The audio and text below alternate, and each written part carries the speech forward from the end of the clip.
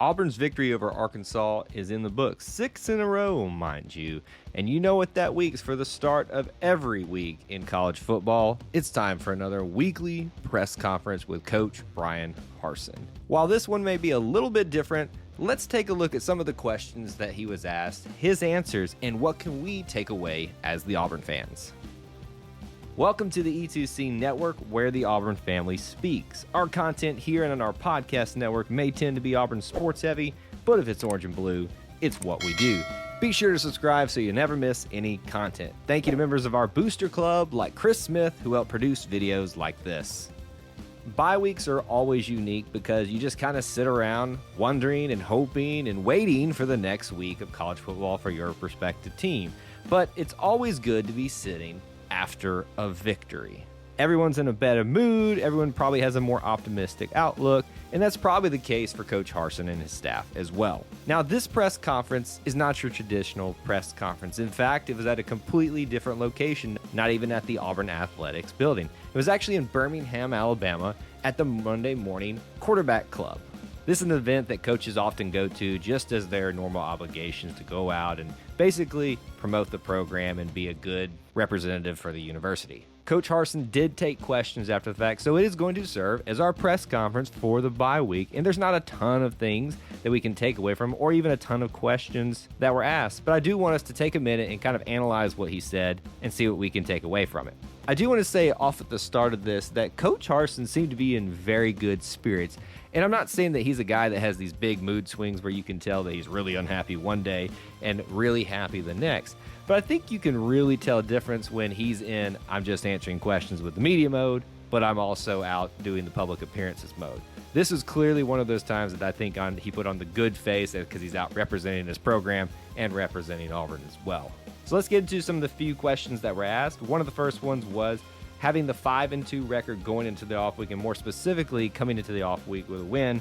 What does that mean for the team? He said, honestly, they're still focused on just getting better each week. It's great to go in with a win, especially into the bye week, but that's not what's important to them right now. It's about getting better each and every week. In fact, he said that they're still installing stuff. Now, this may not seem like the biggest statement right up front, or maybe you're one of those that kind of really stuck onto this statement if you were listening to the press conference yourself, like me. Still installing at week basically 8 in the season thus far. That's kind of interesting, but then again, maybe not so much, because you really think about it. Remember the context of things. This is a brand new team, brand new coach, brand new system, brand new regime, all those labels that you want to put on it. So it would make sense that when you have this wholesale changeover and you've been in a situation where there's a lot of trying to figure out how to make this work, it would make sense that you are still installing. And it also makes sense why you see some of the things happening that tend to frustrate us as fans. Whether it's why are we not concentrating more on the running game, whether it's why are these certain players not playing, it's because they're trying to install the pieces now that are best going to get this thing going, not specifically for this season, but for the future of this program. So yes, they are still installing and trying to figure things out day by day, or as Coach Harsin says, each week, trying to be 1-0. He also wants to take advantage of the bye, as most coaches would want to do in this situation.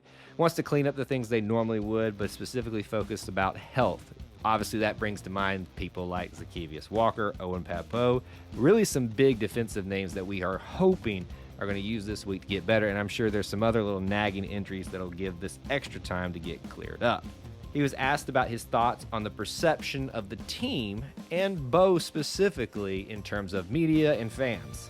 He wants his team to focus on removing the noise, so to speak.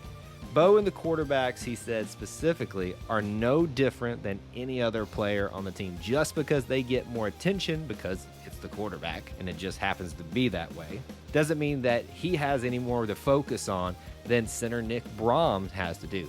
He wants each player, no matter what their circumstances are, to simply focus on the coaching that they're getting from them and what they can do to be better one day at a time, 1-0 again. Another question about Bo's development and his development of dealing with that high-profile stature of being the quarterback at Auburn, but also the criticism that comes with it. Again, Coach Harsin said, not our focus. Our focus is on what Bo can do to be better each and every week. In fact, he pointed out that Bo had a great week of practice. Again, a statement that maybe you just kind of blow past, but put this in context again if you've really been listening what Coach Harsin has said throughout this entire season in his press conferences. In fact, in his last press conference, you would have heard him say that if you are performing in practice, you are going to play, especially if you put us in the best position to win the game. So the fact that Bo has been playing constantly, and why when there was a supposed quarterback controversy, why wasn't TJ getting more of an opportunity? It shows you that Bo has done the things on and off the field to be able to lead this team and earn the right to do this team. And I hope that we can, going forward, ride this out with him and realize that he truly is and has earned the right to be the quarterback of Auburn football. One of the last questions was asking about that fourth quarter drive, which was very impressive for the Tigers and what coach took away from that. It showed him that they can finish games out. Not specifically just a drive, but they can finish games out.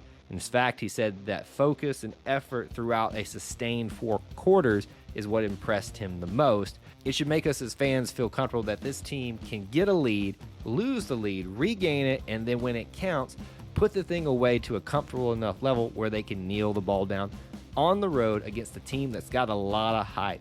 That should encourage us as fans. So those are the minimal questions and answers that Coach Harsin gave at the Monday Morning Quarterback Club in Birmingham, Alabama. I want to know from you what you thought about the questions and his answers. Let me know there in the comments section below.